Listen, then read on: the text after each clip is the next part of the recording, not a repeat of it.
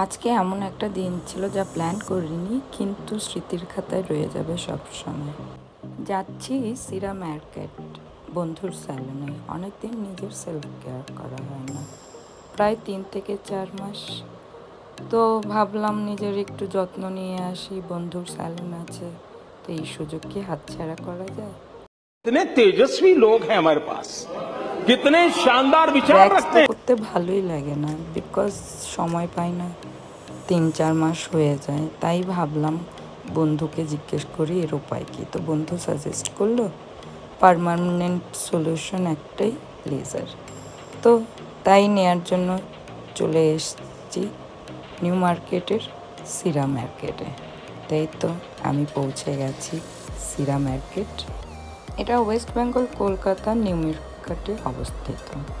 তো এখানে ছোট বড় সব ধরনের লোকজন শপিং করতে পারে। ওখানটা দিয়ে হাইটে ঢুকতেই দেখলাম একটা জুতোর দোকান আর একটা ব্যাগের। তো দাঁড়ালাম না, নিতে তো ইচ্ছে করছিল, মনকে মানিয়ে নিলাম। তো দেখলাম একটা মন্দির, তো তাকে নমস্কার করে একটু এগোতেই চোখে পড়ল চাট মশলা ভেলপুরির দোকান, যেটা আমার শাশুড়ি মায়ের খুব পছন্দ। এই তো সিরা মার্কেট। আমি ভেতরে প্রবেশ করছি। ভেতরটা অনেক ছিল, অনেকক্ষণ গরমে থেকে আমি তো ভীষণ বিরক্ত হয়ে গেছি।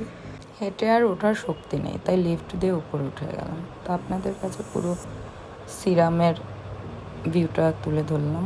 এই হচ্ছে সিরামের সবগুলো মোটামুটি বড়। তো ভেতরে ঢুকতেই দোকানের স্টাফগুলো আমাকে দেখে অনেক খুশি হলো। বন্ধুর প্রায় 5-6টা দোকান। তো আরেকটু ভেতরে ঢুকতেই দেখলাম আমার পুরনো সব বন্ধুরা একসাথে সবাই সার্ভিস নিতে এসছে। দেখা হতেই শুরু হলো হাসি ঠাট্টার মজার গল্প। এই তো হচ্ছে মিত, সে তো আমাকে ফ্লাইং কিস দিয়ে স্বাগতম জানাচ্ছে। এই তো মুখটা ঢেকে নিল সে। তো এই আমি আপনাদের সাথে আগের ভিডিওতে আমার বন্ধুকে ইন্ট্রোডিউস করিয়ে রেখেছিলাম। তো আমি ভেতরে বন্ধুকে খুঁজছিলাম, দেখছি ক্লায়েন্ট সার্ভিস নিচ্ছে।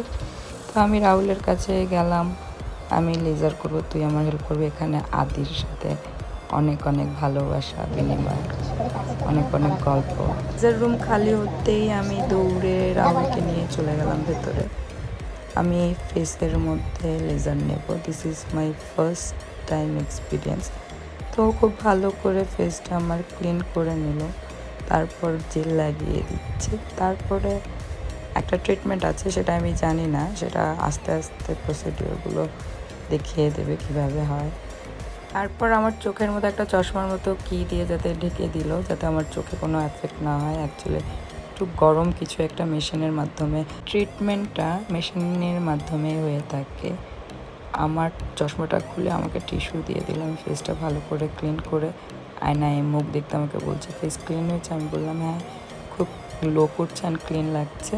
দেন হাতের ওয়াচটা খুলে আমি হাত এবং পায়েও সেম প্রসিডিওরভাবে লেজার করে নেব। এরপরে আমার আর কোনো টেনশন থাকবে না। এইভাবে আমাকে 6টা সেটিং নিতে হবে। দেন আমার গায়ে আর কোনো লোম হবে না, ভ্যাক্সের ঝামেলা থাকবে না। আমার সার্ভিস শেষে একে একে সব বন্ধুগুলো ভেতরে এলো সার্ভিস নেওয়ার সময়। এর মধ্যে শুরু হলো হাসি ঠাট্টা। এই তো রাহুল তো জিভ দেখাচ্ছে। আমি তারপর বসে পড়েছি পেডিকিওরের জন্যে, যাতে আমার পাগুলো ঝকঝকে চকচকে হয়ে যেতে পারে। এই তো আমার পায়ের কন্ডিশন।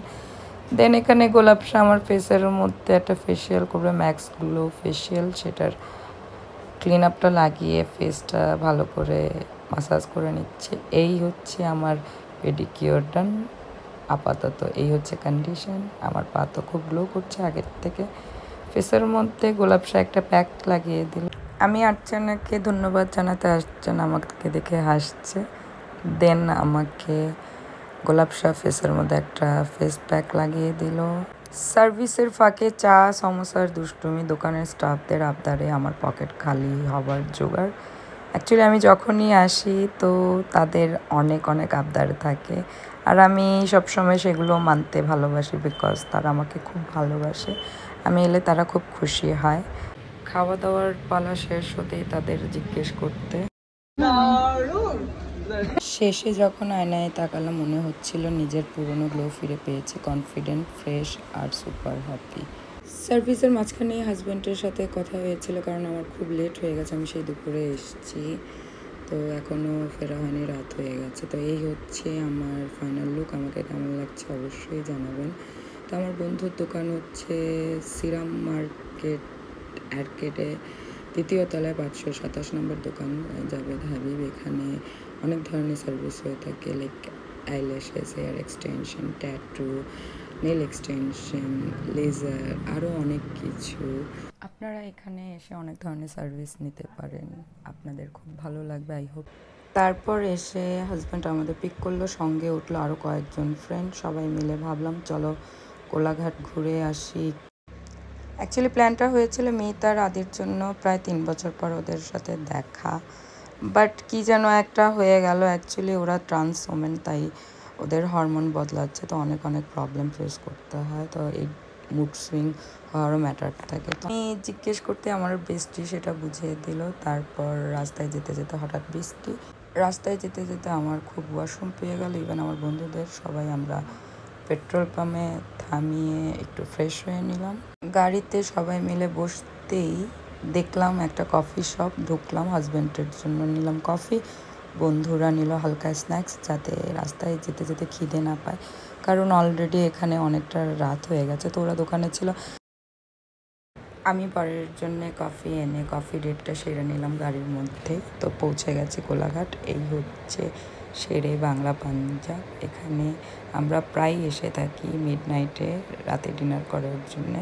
বন্ধুরা মিলে প্রায় আমরা এখানে হ্যাং আউট করি, যখন কোথাও যাওয়ার না থাকে, লং ড্রাইভ কোথাও যাব তাই। তো এখানে রাজাদাও আছে, সে সবসময় আমাদের সার্ভিস দিয়ে থাকে, খুব হাম্বেল লোক। তো আমার হাজব্যান্ড এসে বসে পড়লো সুরভি। অ্যাকচুয়ালি সুরভির সাথে আমার খুব কম মিট আপ হয়েছে, এটা নিয়ে থার্ড টাইম। আমার হাজব্যান্ড ওকে সেকেন্ড টাইম দেখলো, একবার বাড়িতে দেখেছিলাম। এরা সবাই প্রফেশনাল সেলিব্রিটি মেকআপ আর্টিস্ট। এর হচ্ছে আমার যারা পুরনো ক্লোজ ফ্রেন্ড আছে, এই হচ্ছে মায়রার কমন ফ্রেন্ড, ওই হচ্ছে আমার ময়না আমার খুব খুব খুব কাছের একটা বন্ধু, আমার বেস্টির পর আমি ওকে খুব প্রায়োরিটি দিয়ে থাকি।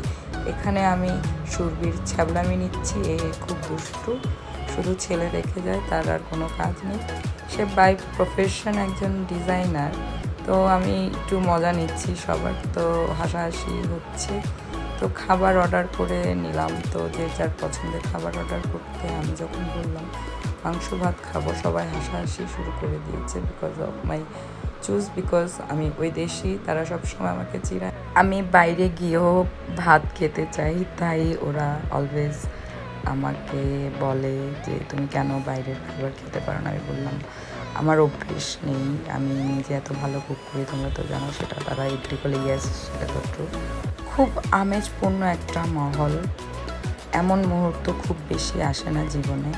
প্রচণ্ড খিদে পেয়ে গেছে সবার পেটের মধ্যে দৌড়াচ্ছে ইঁদুর। এখানে হাসতে হাসতে মনটি খিদের চোটে পড়ে গেল ময়নার উপরে। ফাইনালি সার্ভ করা হলো আমাদের পছন্দের খাবার।